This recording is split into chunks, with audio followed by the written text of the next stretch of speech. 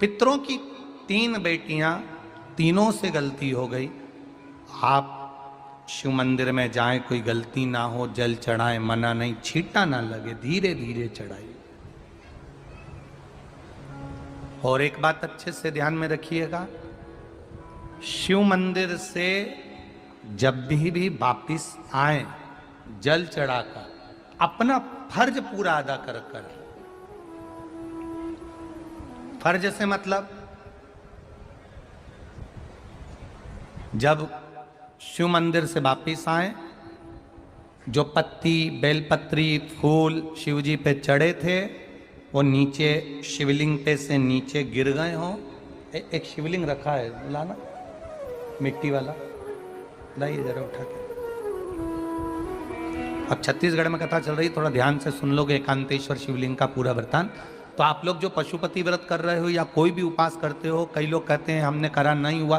क्यों नहीं हुआ? उसमें हमारी गलतियों को हमें छाट। ये देखिए,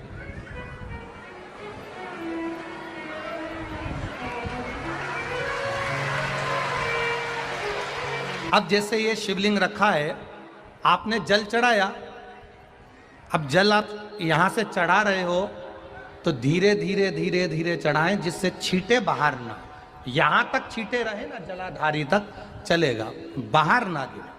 और एक बात का स्मरण रहे,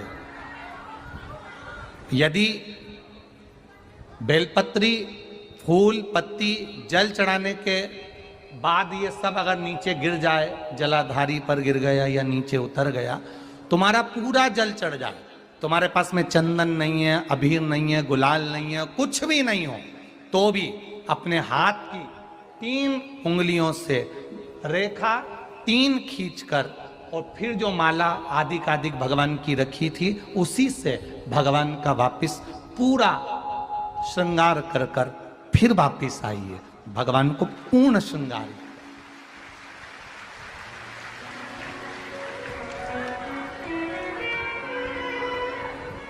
भगवान का पूर्ण श्रृंगार कर कर आइए। कई लोग जल चढ़ाने के बाद में भगवान का जो फूल पत्ती नीचे रखी रहती है, आप, हम ये नहीं कह रहे कि आप अपने घर से लेकर जाओ, आपके पास में कुछ नहीं, 1 लोटा जल चढ़ाओ, जल चढ़ाया, जो फूल पत्ती नीचे रखी हुई है उसी को उठाकर, उसको रखकर, उसी फूल से भगवान का खूब सुंदर श्रृंगार भगवान का कर कर फिर आइए। क्यों? शिव का जब हम श्रृंगार कर कर आते हैं, माता पार्वती जी ने देव अधिदेव महादेव का श्रृंगार किया है, आप लोगों के स्मरण में होगा। राम जी ने माता जानकी का श्रृंगार किया है। रामचरित सुनिए कथा, रामायण सुनिए, आप लोगों ने रामायण सुनी होगी, तो उसमें माता बैठी हैं शिला के ऊपर और भगवान राम उनका श्रृंगार कर रहे हैं। एक कौवा आता है, वो चोंच मार कर जाता है, ये सारा वृत्तांत आप लोगों ने श्रवण किया है। तो राम जी माता सीता का श्रृंगार करते हैं, भगवान कृष्ण राधा जी का श्रृंगार करते हैं। केवल एक देव अधिदेव महादेव की कथा ऐसी है जिसमें पार्वती जी शिव जी का श्रृंगार करती हैं। शिव का श्रृंगार किस लिए? क्यों? कहा जल चढ़ाने के बाद वहीं पर पड़ी हुई पत्ती से, फूल से, जो चढ़े हुए फूल हैं, चढ़ी हुई पत्ती है, चढ़ा हुआ निर्माल्य है, जो भी शिव जी का है, उसी को धोकर वापिस भगवान का श्रृंगार कर कर आना चाहिए। किस लिए? कि हे भोलेनाथ, जब मैं इस संसार सागर से जाऊं, अखंड सुहाग लेकर पूरी श्रृंगार कर कर इस धाम से जाऊं, ऐसी कृपा बना। जो पढ़ाओ, जो पढ़ाओ, चंदन नहीं है, हाथ से चंदन का स्मरण होना चाहिए।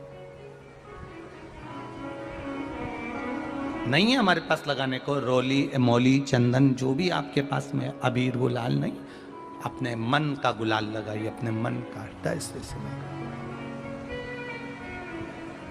दिल से रिझाने का प्रयास। ले जा बाबू, ले जा, दिल से चढ़ाइए। और जब भाव से, दिल से आप आनंद के साथ देवाधिदेव महादेव का आप पूजन करो, उसमें गलती ना हो, गलती। हम शंकर जी को जल कहां बैठ के चढ़ाते हैं?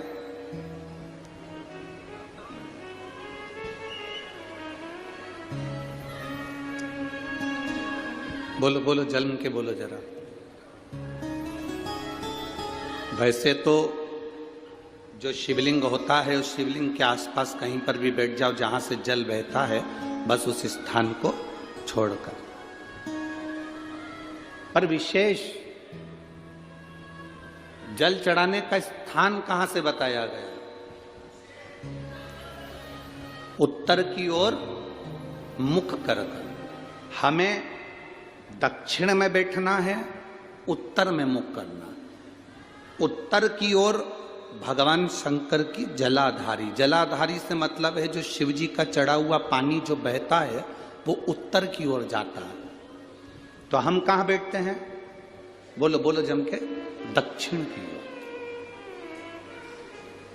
मान लो शिव जी का पानी इधर जा रहा है तो तुम्हें इधर बैठना, शिव जी का पानी इधर जा रहा है तो तुम्हें इधर बैठना। वैसे तो शंकर के शिवलिंग के आसपास कहीं पर भी बैठकर पूजन कर सकते हो, पर विशेष कोई कामना होती है, विशेष कोई मनोकामना है और आपका दुख जब कटता नहीं है, आप हार जाते हो, तब उस समय पर दक्षिण में बैठकर जहां उत्तर की ओर मुख कर कर भगवान देवाधिदेव महादेव को जल समर्पित किया जाता है। उत्तर दिशा में ऐसा क्या है कि शंकर जी का जल उत्तर की ओर जाता है? ये उत्तर और दक्षिण, ये दो दिशा तो हमारे यहाँ बड़ी विचित्र मानी जाती है। हमारे यहाँ सबसे अच्छी दिशा, कोई मकान भी लेता है तो कहता है पूरा पश्चिम का मकान होना चाहिए।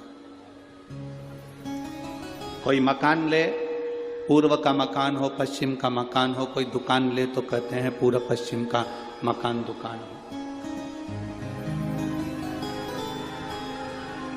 पर मेरा वो घरदानी तो उत्तर दक्षिण का आनंद लेता, उत्तर दक्षिण।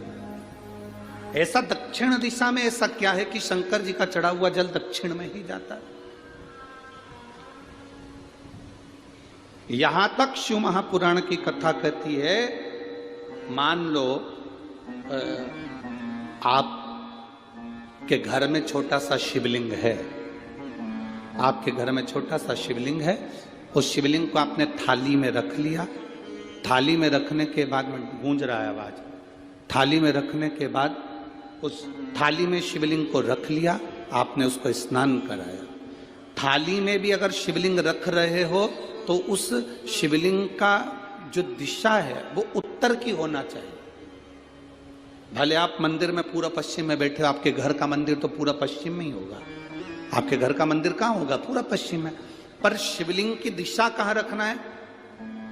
उसकी जलाधारी की दिशा कहाँ रखना है? जम के बोलो जरा, उत्तर में। आप मंदिर में पूरा पश्चिम में बैठो, आपके घर के मंदिर में आप पूरा पश्चिम में बैठ के पूजन करो, क्योंकि आपका मंदिर पूरा पश्चिम ही होगा। ऐसा कोई घर नहीं जिसके घर के अंदर मंदिर पूरा पश्चिम में नहीं है। आप पूरा पश्चिम में बैठो, पर शिवलिंग को थाली में भी रखो तो उसकी जलाधारी उत्तर की होना चाहिए। आपने अगर स्नान कराया है, शंकर भगवान के शिवलिंग का जल जो आप लेकर जा रहे हो विसर्जन करने के लिए, शिवलिंग का चढ़ा हुआ पानी जो भगवान को हम घर में स्नान कराते हैं, भगवान को घर में नहलाते हैं, स्नान का जो जल होता है उसको हम ले जाकर जब वृक्ष में डालते हैं, उस समय पर शंकर का घर में चढ़ा हुआ जल जब हम ले जाकर उसको डालते हैं वृक्ष में, अगर आपका ध्यान उत्तर की ओर है, आपका मुख उत्तर की ओर है, भले आप जल डाल रहे हैं पर मुख यदि आपका उत्तर की ओर है तो आपकी मनोकामना पूर्ण होती ही है, ये निश्चित है।